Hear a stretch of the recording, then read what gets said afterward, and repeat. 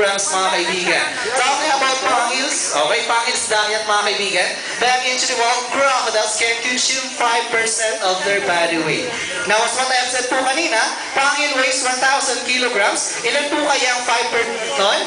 Sino nakakaalam? 200. It's 200. It's 50 or 50 kilos po ang 5% ng 1,000 kilograms or 50 kilos po ang kaya po niyang kainin sa isang kainan lang. And this time, we need a volunteer.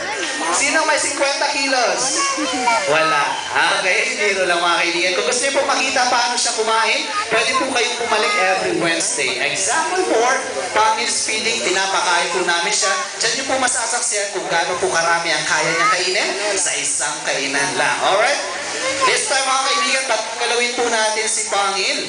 As the show will go on mamaya, may tendency po na mababasa po tayo ng tubig. Pero huwag po kayo mag-alala, malinis po yung tubig natin. Araw po namin pinapalitan yan. Gagamit po tayo ng matulis na bagay para po gumalaw si Pangil. Clarification lang, that guys, we are not doing this just to hurt Pangil. We are doing this just to show you on how a crocodile would react once we are going to invade their territory or once their life is being threatened. They are very territorial and they are considered as opportunistic apex predator. Ibig sabihin po nun, nag-aantay lang po sila nang may lumapit po sa kanilang teritoryo. Mapalupa man po yan o tubig, kapag lumapit po tayo sa kanila, nako, kakagatin or kakainin po tayo. Kaya wag na wag po tayong lalapit sa mga ganitong klase po ng buhaya. Kaya eto na, wag na natin patagalin pa. Kuya Lalang is ready, Pangil is ready. Hinihiling lang nila ay isang masigabong palakpakan. Okay, eto na. Pangil on his first move. Wow! Ayun na nga ang sinasabi ko eh. May mababasa talaga. Okay, isa pa nga Kuya Lalang. Basa ka lang. Alright, konting ingat lang. Basta ako. Wow.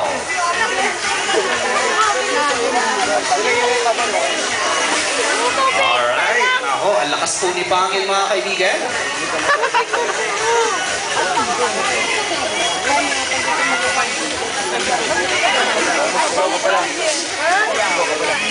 Alright, isang galaw pa Kuya Lalang.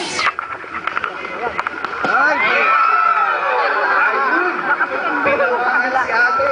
Okay ate, pasensya na. Ayan pa, pakinggan natin lalo kalakas ang kagat ni Pangil.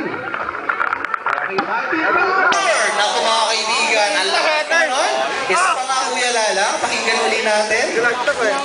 Isa pang snapping power dyan. Dito ang talsik na nababasa ka. Ganda mabasa. Okay, eto na. Layo naman masyado.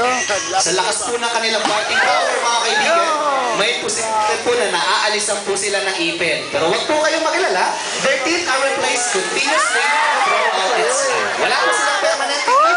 Okay? Tumutubo po yan, agad buhay po sila. Okay, last 2 moves, Kuya Lalang. Kailangan sa huling dalawang galaw ni Pangil, mabasa sila lahat. Okay? Ready na? Okay, eto na.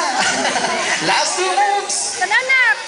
Kaya lang, nagreklamo sila dito sa likuran ko, hindi raw sila nababasa. Joke lang. Ngayon kayo mag-alala. Alright. Last move. Okay. Ay, wala. Inay, Isang inay. matinding. Okay, isang matinding hagupit na dyan, Kuya Lalang. Eto na, last move. Kailangan mabasa silang lahat. At lalabas na ako. Okay, eto na, last move na mga kaibigan. Mark yung tail na dito hampas. Nako, mukhang alam ko na kung saan papunta to. Okay, ayan na. Yeah! Kaibigan, that ends our giant brother. Also known as Pangil Encounter. Okay, hope you enjoyed our mga kaibigan. A big round of applause para po kay Pangil at para po kay Kuya Lalang.